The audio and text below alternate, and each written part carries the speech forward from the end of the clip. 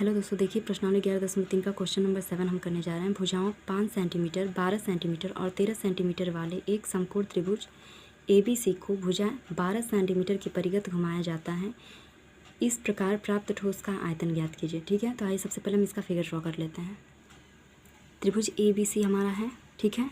13 centimetre इसका कर्ण है, लंब है 12 और यह आधार मतलब कि आधार है इसका 5। और कह रहा है कि जी जो 12 है इसके परिगत घुमाया जाता है, यानी इसको पकड़ के जैसे हम इस तरह घुमा देंगे तो कुछ इसका फिगर ऐसे हो जाएगा।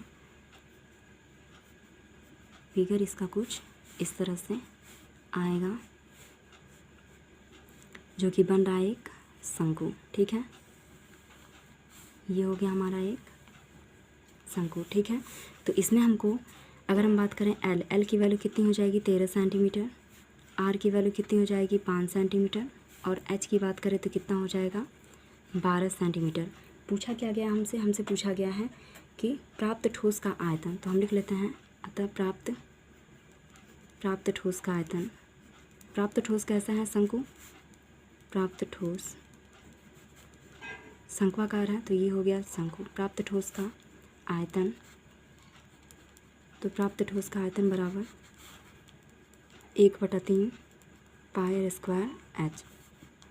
1/3 पाई को हम रहने देते हैं, आर की जगह पे हमारा कितना है 5, तो 5 का स्क्वायर इंटू एच की जगह पे हो गया 12। 3 से ये 4 बार में कटा, पाई गुना में 5 का वर्ग करेंगे तो 25 और फिर गुना में यहाँ 4, तो 25 चौके 100 और पाई को यहाँ रहने देते हैं, यानी 100 पाई सेंटीमीटर क्यूब। ठीक है, तो ये रहा हमारा क्वेश्चन नंबर 7। अब आते हैं क्वेश्चन नंबर 8 पे। देखिए क्वेश्चन नंबर 8 में कहा गया है यदि प्रश्न 7 के त्रिभुज ABC को भुजा 5 सेंटीमीटर की परिगत घुमाया जाए तो इस प्रकार प्राप्त ठोस का आयतन ज्ञात कीजिए। प्रश्नों 7 और 8 में प्राप्त नए ठोसों के आयतनों का अनुपात भी ज्ञात कीजिए। ठीक है, यानी कि क्वेश्चन नंबर 7 ही है, लेकिन जो 12 सेंटीमीटर की परिगत घुमा रहा था अब ये 5 सेंटीमीटर की परिगत घुमा रहा है, तो आयतन क्या होगा। यानी कि ABC एक समकोण त्रिभुज है, अब ये 5 सेंटीमीटर की परिगत जैसे ही घुमा रहा है तो इसका फिगर कुछ ऐसे बन जाएगा। ये लाइन ऐसे आई और जा करके इसमें मिल जाएगी। इसे हमें क्या प्राप्त हुआ, एक शंकु। ठीक है, इसका नाम B है, इसका नाम हम D दे देते हैं। तो देखिए ये हमको क्या मिला, एक शंकु मिल गया, यानी कि जो ठोस मिला वो शंकु क्या कर गया। इसमें L की वैल्यू कितनी हो जाएगी, तो अगर हम बात करें देखिए तो R कितना होगा, यहाँ हम कर लेते हैं R बराबर हो जाएगा 12 सेंटीमीटर। ठीक है, ये इसकी त्रिज्या, और L की वैल्यू कितनी हो जाएगी 13 सेंटीमीटर और H की वैल्यू अब कितनी हो जाएगी, तो H बराबर हो गया 5 सेंटीमीटर। ठीक है, तो अब प्राप्त ठोस का हमको क्या ज्ञात करना है, आयतन। तो हम लिख लेते हैं अतः प्राप्त ठोस, और ये ठोस किसके आकार का है, शंकु का, तो प्राप्त ठोस का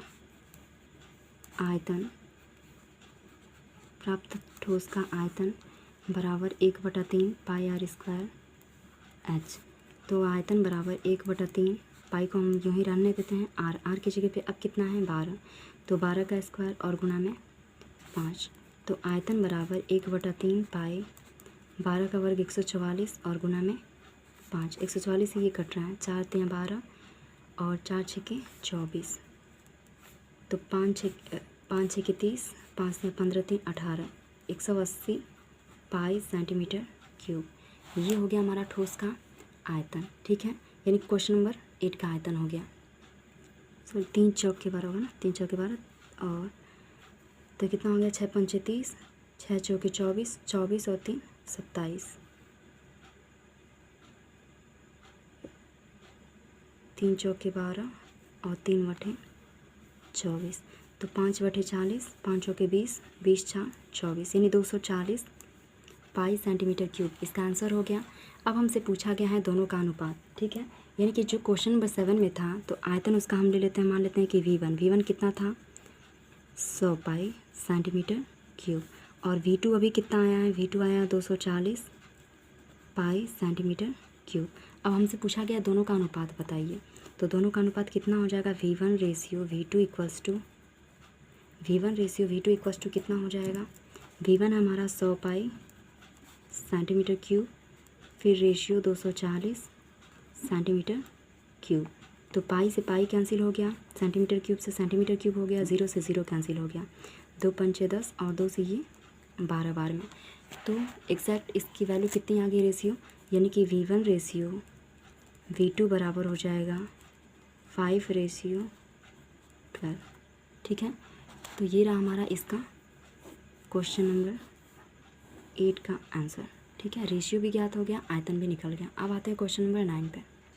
देखिए क्वेश्चन नंबर 9 में है गेहूं की एक ढेरी 10.5 मीटर व्यास और ऊंचाई 3 मीटर वाले एक शंकु के आकार की है, इसका आयतन ज्ञात कीजिए। इस ढेरी को वर्षा से बचाने के लिए कैनवास से ढका जाना है, वांछित कैनवास का क्षेत्रफल भी ज्ञात कीजिए। ठीक है, तो सबसे पहले आयतन निकाल लेते हैं। ठीक है, तो दिया है इसका व्यास कितना है, व्यास बराबर 10.5 मीटर, तो त्रिज्या कितनी हो जाएगी 10.5/2 मीटर। ठीक है, h की वैल्यू हमको दिया है 3 मीटर। ठीक है, और क्या पूछा गया है, आयतन। तो हम लिख लेते हैं गेहूं का आयतन, गेहूं का आयतन, और गेहूं का ढेरी किस रूप में लगाया गया, शंकु आकार में। तो शंकु का आयतन कितना हो जाएगा 1/3 पाई r²